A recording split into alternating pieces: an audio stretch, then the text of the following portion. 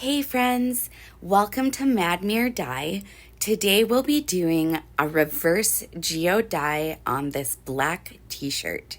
I'm going to wrap this one in a snake style. At least that's what I call it. I don't know what the actual term is for it, but basically I'm going to do a geode design that starts on one corner of the shirt and ends up on the other corner of the shirt.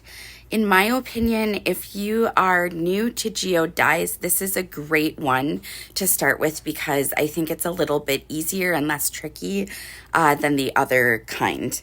I have another video of a geode dye that's wrapped a little bit differently, and I'll link that at the end of this video in case you'd like to see it.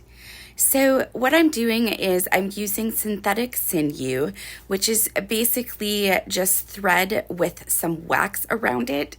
And what I'm doing is I am wrapping around bunches of the shirt. I wrap about 5 to 6 times. I start by wrapping 3 or 4 times, pull it tight, and then wrap a couple more times on that. And what this is going to do is everywhere I wrap, it is going to preserve the black color of the shirt, and it gets a really cool effect after it's been bleached and dyed. You definitely want to pull pretty tight with the sinew, but you don't want to pull too tight because the sinew can break.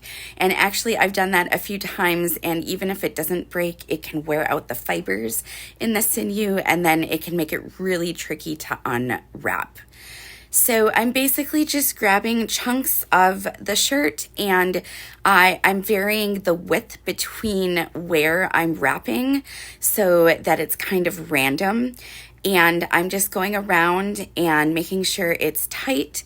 I know my wrists get a little bit sore doing this, so I have to kind of limit how many I do in a day. But this part is really easy. I honestly do this a lot while I'm watching like a show or a movie or something because it's really easy to do and you don't have to think too much about it. I will say that with like thicker shirts, I found that you have to wrap more than 5 or 6 times just because we want it to get pretty tight, but we don't want to break the sinew either. So it just helps to have a little more strength in there. And I'm just going to keep wrapping until I get all the way to the end.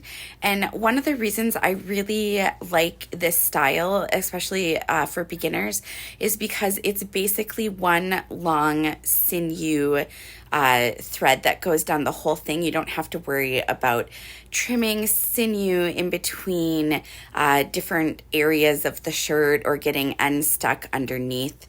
Also, I manually wrap the sinew around this wooden dowel so that I can pull it much tighter than if the sinew was still on its original spool.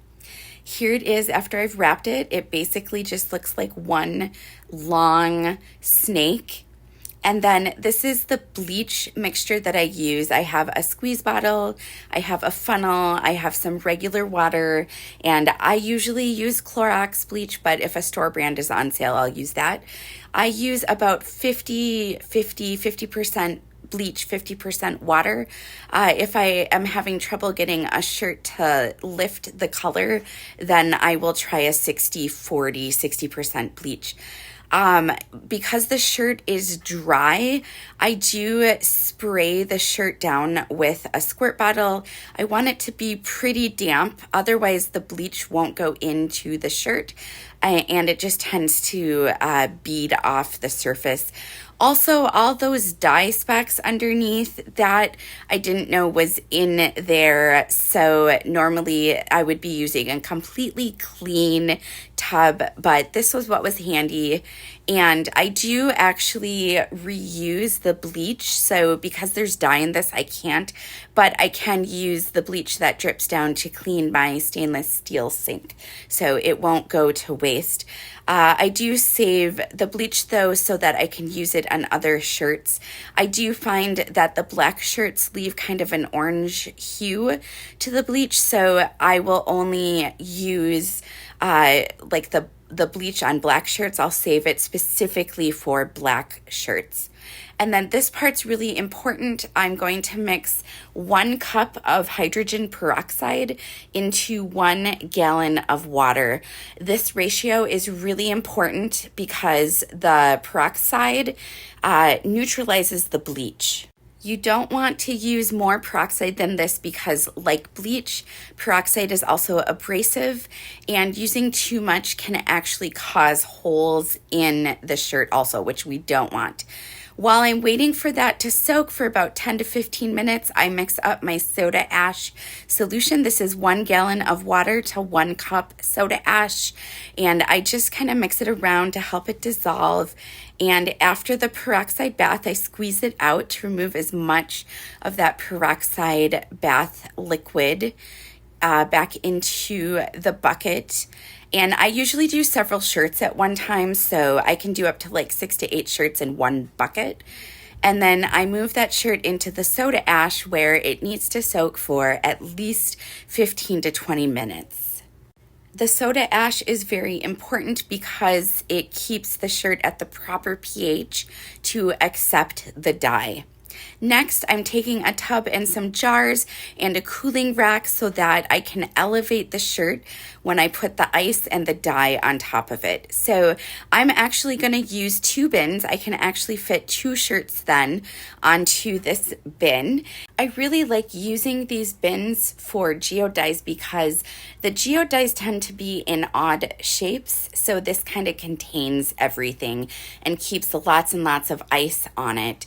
So I coiled up the shirt to give as much surface as possible for the ice to go down. I'm using a silicone cake mold section to cover up those holes so that the ice doesn't fall through. Then I just kind of jimmy the ice to prevent any holes without ice underneath. Here are the 4 colors that I'll be using today, and I like to go in a diagonal pattern with the Procyon dye. I find that it kind of spreads out the color from not accidentally getting into only one section of the shirt. Since the shirt is coiled underneath by doing the diagonal lines, I will get a more candid placement of the dye. And the dye is really going to do what it wants to do because when the ice melts, the ice is what's pulling it into the shirt. And there really is sort of no control to some extent, which is part of the reason that I actually love ice dye. I do sprinkle a little bit of soda ash because the ice will wash out the soda ash that is already in the shirt. After the shirt has set for 24 hours, I rinse it in cold water until the water runs clear. Once it's rinsed out, I can unwrap it.